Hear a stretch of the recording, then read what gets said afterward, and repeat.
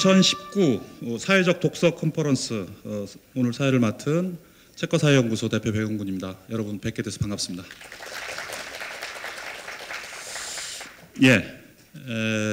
오늘 그 발표자 중에 영국 분이 계셔서 제가 윈스턴 처칠경의 인용구를 하나 좀 말씀드리겠습니다. 네, 반응이 좋습니다. 비관론자는 여러 기회가 있음에도 불구하고 거기서 어려움을 찾아내고, 낙관론자는 여러 어려움이 있지만 거기서 기회를 찾아낸다. 우리가 이제 들어봤던 그런 말씀인데요. 이분이 노벨 문학상을 1953년도에 수상한 작가이기도 합니다. 이분이 이제 이런 말씀을 했을 때 제가 떠올린 것은 그런 거였습니다. 우리가 독서율이 떨어진다거나 혹은 이제 독서 환경이 악화된다거나 도서관 이용자 수가 줄어든다거나 여러 가지 이제 이런 고민들을 하고 있는데요. 그럼에도 불구하고 우리가 이런 사회적 독서라고 하는 키워드를 중심으로 해서 뭔가 새로운 활로를 모색하는 그런 노력이 정말 필요한 시기인 것 같고요. 그리고 또 잘하면은 잘 될 수 있지 않을까라고 하는 희망을 갖고 이 자리에 섰습니다. 오늘 진행은 1부에서 주제 발표 세 분이 있으시겠는데요. 먼저 안찬수 책 읽는 사회문화재단 사무처장님께서 왜 사회적 독서인가라고 하는 주제로 사회적 독서의 의미와 가치에 대해서 말씀을 해주시겠습니다. 그리고 이어서 책과교육연구소 김은하 대표님께서 작년에 전국 독서 동아리 현황과 관련된 조사를 했었습니다. 거기에 연구자로 참여를 하셔서 이 조사 결과의 함의와 시사점 그리고 또 여러 가지 제안에 대해서 말씀을 들려주시기로 하겠습니다. 그리고 멀리서 오셨는데요. 영국 리딩 에이전시의 프레이저 허친슨 선생님께서 영국의 독서 동아리가 지금 어떻게 운영되고 있는지 그리고 독서 프로그램 현황이 어떤지에 대해서 최근의 현황을 말씀해 주시겠습니다. 점심 먹으면서 보니까 굉장히 활달하시고요. 또 굉장히 귀여우신 분입니다. 이렇게 각 세 분이 30분 정도씩 발표를 하시고요. 그리고 20분 정도의 커피 브레이크 타임을 갖도록 하겠습니다. 그런 다음에 5개의 영역에서 실제로 독서 동아리가 어떤 식으로 이루어지고 있는 건지 좋은 현장 사례를 듣겠습니다. 서울시 관악구청 이영숙 독서문화진흥팀장님께서 관악구청 사례에 대해서 말씀해 주실 거고요. 그리고 구산동 도서관 마을의 신남희 관장님께서 구산동 도서관 마을 전국적으로 유명하죠. 그리고 대통령께서도 직접 방문하셨고요. 여기에 사례를 또 말씀해 주실 거고요. 그리고 구미에 있습니다. 3.1문고의 김기중 대표님께서 이 서점이라고 하는 지역 공간에서 어떻게 사회적 독서 활동이 이루어지는지에 대해서 좋은 사례를 말씀해 주시겠습니다. 이어서 좀 멀리 오셨습니다. 제주 평생교육장학진흥원의 홍숙희 전략기획부장님께서 평생교육의 관점에서 어떤 동아리가 어떻게 의미가 있고 어떻게 해야 되는 건지에 대해서 말씀을 주시겠습니다. 그리고 학교 내지 청소년과 관련된 영역인데요. 춘천 봄내중학교에서 한명숙 선생님이 이 부문에 대해서 사례 발표를 해주시겠습니다.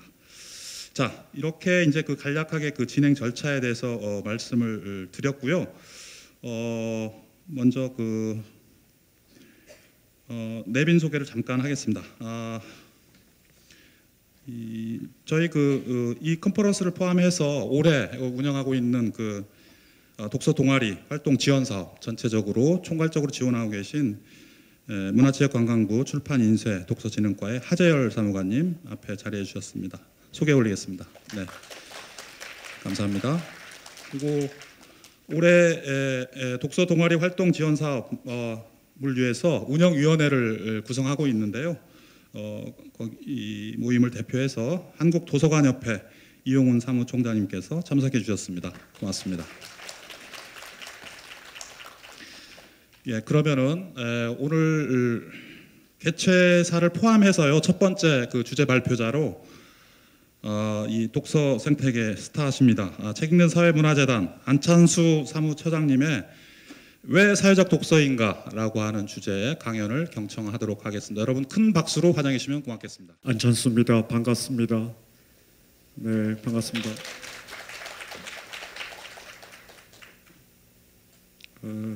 이 객석 좌석이 350석인데 사전 등록이 350이 마감이 일찌감치 됐어요. 근데 오늘 마침 가장 그 날씨가 추워서 저기 마스크 쓰고 계신 어르신도 계신데 이 추운 날 경양 각지에서 많이들 와주셔서 고맙습니다. 제가 맡은 임무는 30분 안에 인사말 겸 이 컨퍼런스의 취지 그리고 약간 문제 제기형으로 함께 생각할 만한 거리를 말씀 올리는 것입니다. 따로 프레젠테이션 파일을 만들지는 않았고요. 그 가지고 계신 이 자료집에 그 순서에 의거해서 간략간략하게 말씀 올려보도록 하겠습니다.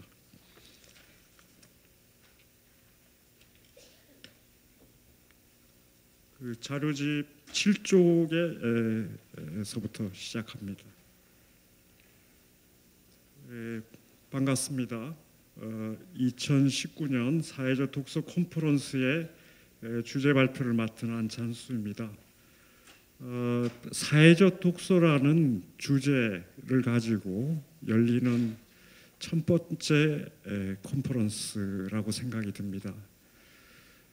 오늘 컨퍼런스 의의는 정서적 또는 지식습득을 위주로 하는 개인적 독서 위주의 패러다임을 함께 읽고 쓰고 토론하고 나누고 그렇게 해서 사회에 기여하는 사회에 공헌하는 사회적 독서로 전환해보자.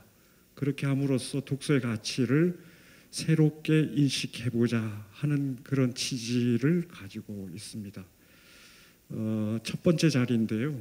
그 사회적 독서에 대해서 매우 부족하지만 함께 생각해 볼 거리를 몇 가지 제시해 보고자 합니다. 첫 번째 그 문제거리는 이 사회라는 말이 뭐냐? 그 사회적 독서라고 독서 앞에 꾸미는 말로 사회적이라는 말을 붙여놨는데요. 도대체 이 사회적이라는 말의 본질적 의미가 무엇일까? 이거를 조금 생각해 보고자 했습니다. 이 사회적이라고 우리가 번역해서 쓰는 말의 원어는 소셜 이라는 말인데요. 이 말은 라틴어 소키우스에서 뿌리를 두고 있다고 합니다. 이 말 뜻은 공유, 참여, 참가, 연합 이런 말 뜻을 가지고 있습니다. 또 어떤 경우에는 동료, 동맹 이렇게 명사적으로 사용되기도 합니다. 그런데 이 말을 우리 동양인들이 한국, 중국, 일본을 비롯해서 특히 이 동양 삼국이 처음 만났을 때의 문제 사항이 조금 생각할 거리가 있다고 봅니다. 번역어 성립에 관한 책이 여러 권 소개되어 있는데요. 대표적으로 야나부 아키라라고 하는 분의 번역어 성립 과정 사정이라는 이제 책이 있는데 그런 책들을 바탕에서 보면 영어의 society에 대응하는 번역어 이 번역어가 성립된 과정이 상당히 흥미롭습니다. 사회라는 말은 원래 일본어에는 일본뿐만 아닙니다. 이 동아시아에 없었습니다. 말이 없었다는 것은 그 소사이어티에 대응하는 현실도 없었다는 것을 의미합니다. 이 소사이어티의 개념을 처음 만난 것이 에도 시대 때인데요. 그러니까 18세기, 17세기입니다. 17, 18세기에 잘 아시지만 그 더치인들, 네덜란드인들이 나가사키에 조그만 일종의 창문이죠. 그 서양 사회를 향한 창문, 거기에 기지를 두고 상업 활동을 했고 무역 활동을 했지 않습니까? 거기서 그 네덜란드인들이 쓰는 말 가운데 발음이 정확할지 모르겠습니다만은 게노츠샤프트라고 하는 소사이어티에 해당하는 네덜란드 말을 처음 만났습니다. 그래서 이 말을 번역한 여러 가지 사전들이 있는데요. 그 에도 시대 때 더치를 번역한 모임, 사귐 이렇게 번역을 했다 합니다. 근데 그 이후에 영어, 프랑스어 소시에테라든지 소사이어티 이 말을 만나는데 그때는 동료나 쌍이나 무리라고 번역을 했다 합니다. 근데 우리가 잘 이렇게 어슴푸레 알고 있듯이 이 소사이어티라는 말은 그냥 가까운 아주 좁은 의미의 동료, 친구, 모임 이걸만 의미하는 것이 아니고 더 넓은 의미의 인간관계를 뜻하고 있기 때문에 사실 이런 번역어, 사귐, 모임, 동료, 무리 이런 말은 뭔가 다 원래 소사이어티의 말을 포괄하지 못하는 한계가 있었던 것이죠. 그래서 메이지 유신 19세기 중반에 이 단어에 대한 고민이 깊어지는데 우리가 지금 쓰고 있는 정치, 경제, 사회 이 말이 다 그 무렵에 번역됐지 않습니까? 대표적으로 후쿠자와 유키치가 1868년에 서양사전 외편에서 소사이어티를 뭐라고 번역했냐면 인간교제라고 번역을 했답니다.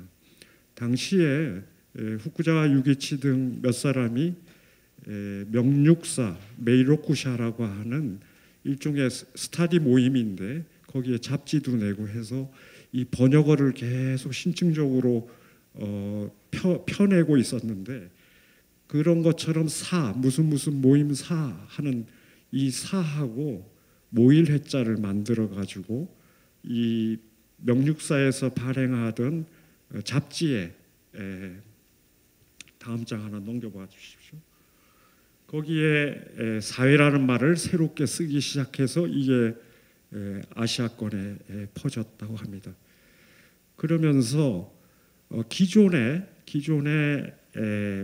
세간이라는 말, 세상이라는 말을 뜻하는 세간이라는 말은 낡은 거다. 이제 사회는 좋은 의미로 사용하고자 한다. 이렇게 이제 요 학문의 권유라는 책에서 이 후쿠자와 유키치가 말하고 있습니다. 그러니까 번역을 해가지고 기존의 동아시아에서 특히 일본사에서 쓰고 있는 단어를 대체하려고 하는 그런 노력이 있었던 거죠. 이 사회라는 말이 짝이 돼 있는 게 인디비주얼인데 처음에는 개개인이라고 표현했다가 개인이라고 우리가 지금 쓰고 있습니다. 그런데 저는 이런 생각이 듭니다. 우리 사회에 정말 개인이 있는가? 인디비주얼이라는 것은 나눌 수 없는 그런 존재인데 그런 존재는 과연 있는 것인가? 우리가 개인의 주의를 붙여서 개인주의라는 말을 쓰기도 합니다만은 엄격한 의미에서 개인주의는 없지 않나. 우리는 사람을 그렇게 인디비주얼로 보지 않는다는 것이죠. 그러면 개인과 사회 이렇게 했을 때 그 사회라는 말도 사실은 원래 뜻하는 바가 다 이 사회라는 용어 자체에 담겨 있나 하는 의심을 해보게 됩니다.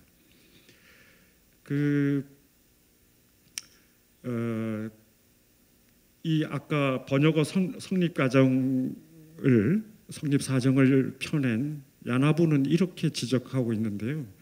카세트 효과다 그렇게 말하고 있습니다. 카세트라고 하는 것은 무슨 상자값 같은 건데 그 내용물이 뭔지 몰라도 뭔가 매력적인 것으로 이렇게 숨겨놓고 그 껍데기를 뭔가 이렇게 치장하는 그래서 원래 소사이어티라는 말, 서양 문화에서 생겨난 이 개념을 동아시아에서 받아들일 때 특히 일본 근대인들이 그 뜻은 정확하게 모른 채 상자각 속에 그냥 넣어놓은 채 사회라고 한 개인, 정치 이렇게 번역어를 만들어내서 카세트 효과를 노렸다 이렇게 지적을 하고 있는 거죠. 결국에는 사회라는 말을 우리가 막 쓰고 있지만 정작 사회가 뭐냐 그랬을 때 참 답하기 쉽지 않다. 그래서 뭐 결론과 비슷합니다만은 이런 과정을 생각해 봤을 때 사회적 독서를 한다고 하는 것은 우리가 어떤 사회를 만들 것인가, 사회라는 게 뭔가 그 사회의 내용을 채워 나가는 그런 활동이 아니겠는가 하는 것이 이 번역과 관련된 하나의 생각거리라고 저는 생각합니다. 다음, 흔히 우리가 일상적으로 왜 독서는 개인적 행위인데 사회가 나서서 또는 정부와 국가와 또 지방자치단체가 나서서 그 독서를 진흥하고 변화시키려고 애를 쓰느냐 이런 질문을 받을 때가 있고 할 때가 있습니다. 물론 독서는 개인적 행위일 겁니다. 오늘 우리가 사회적 독서에 대해서 많은 얘기를 나눈다 하더라도 여전히 독서는 개인적 행위로 남아 있을 겁니다. 그렇지만 그 개인적 독서도 잘 들여다보면 그 한 사람이 어떤 책을 읽고 어떤 독서 환경에 있고 어떤 과정 속에서 어떤 사회문화 속에서 읽느냐 하는 문제를 들여다보면 독서는 결코 인디비주얼한 그런 행위로만 남아있지는 않을 듯합니다. 그래서 독서는 여전히 개인적이지만 그 자체가 사회성을 가지고 있다 이렇게 판단해 볼 수 있습니다. 그런데 우리가 사회적 독서라고 말을 할 때 그 사회성은 그냥 그 개인의 독서 행위가 갖고 있는 사회성과는 좀 다른 것을 지칭하고 있지 않는가 이런 생각입니다. 예를 들어서 우리가 읽기를 생각해 보면 책을 읽을 때 읽는 독자와 그 읽는 대상이 된 텍스트, 책이 있으면 됩니다. 그러면 아주 작은 단위의 개인적 독서가 이루어질 수 있을 듯합니다. 그런데 책 읽어주기라든지 또는 또 뭐 무슨 행사, 북콘서트를 한다든지 또는 토론회를 연다든지 또는 사회적 관계망을 이용해서 서로 책에 대한 정보를 나눈다든지 할 때는 전제되어 있는 것이 한 사람의 독자가 아니고 또 다른 독자, 또 다른 시민이 있다라는 것입니다. 그래서 기본적으로 이 사회적 독서의 아주 근간이 되는 단어를 하나 끄집어낸다면 함께라고 하는 겁니다. 다른 독자가 있다. 그래서 우리가 일반적으로 그냥 사회적 독서 얘기할 때 오늘도 많은 분이 얘기를 하시겠지만 독서 모임, 독서 동아리, 북클럽, 리딩 그룹 뭐 이렇게 이런 거를 떠올리게 되는 듯합니다. 그런데 우리가 어제 그제 출판된 출판혁명이라는 책을 제가 리뷰를 해보니까 거기에 소셜 리딩이라고 하는 단어를 지금 흔히 말하는 SNS, 사회관계망 서비스를 이용한 그런 독서로 출판계에서 해석해내고 있는 것을 보았습니다. 그런데 오늘 이 자리에서 말하는 사회적 독서는 그런 소셜, 우리가 흔히 소셜이라는 말을 쓸 때에 그 소셜보다는 훨씬 폭넓은 개념이 아니겠는가 그런 생각을 하고 감히 그 사회적 독서의 몇 가지 특징을 좀 떠올려 봤습니다. 네. 이렇게 넘겨주시면 제가 시간을 못 맞출 것 같은데요.